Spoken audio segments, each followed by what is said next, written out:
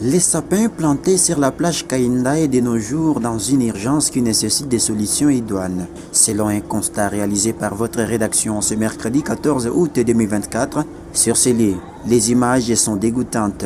Les plantes sont attaquées par les eaux du lac Tanganyika et de la rivière Lubouye, et ces eaux mettent en péril la survie des arbres et même la circulation des personnes. La montée des eaux du lac Tanganyika sur la plage Kainda sèche les arbres et si rien n'est fait, la plage va disparaître bientôt.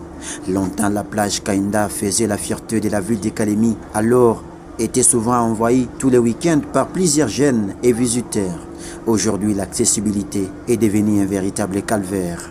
Rencontré sur ces lieux, l'écologiste de formation M. Privato Ilunga Leingwej, passionné de l'environnement et de la biodiversité, a aussi déploré la situation de la plage Kainda, surtout avec les passages de la montée des eaux de la Tanganyika qui a tout pris à son passage. Au nom de son asbel, les bâtisseurs du Tanganyika, M. Privato Ilunga Leingwej se dit de trouver des solutions idoines à cet endroit afin de protéger les arbres, car du temps, l'arbre c'est la vie. Et dans ce sens, l'ASBEL, les bâtisseurs du Tanganyika, va accompagner l'autorité provinciale dans sa nouvelle vision de rendre Kalemi une ville propre.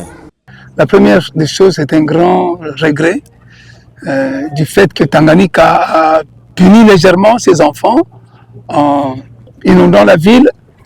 Elle a emporté les arbres.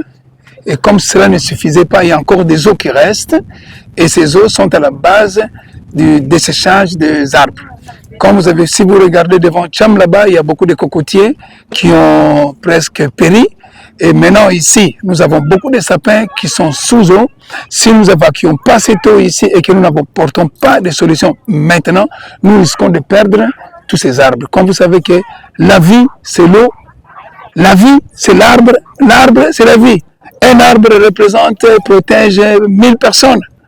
Et il y a le dérèglement climatique, il y a le réchauffement climatique, il y a la biodiversité. Toutes ces histoires sont chamboulées à cause des inondations ici. Et nous avons l'obligation, en tant qu'écologistes et protecteurs de l'environnement, d'apporter des solutions tant soit peu. Raison pour laquelle on a fait une visite ici, vous voyez la plage, elle est toute sale, les enfants sont là. On doit enlever toute cette saleté ici pour laisser à nos enfants, à nos épouses, à nos petits-enfants, un espace digne de Kalemiar.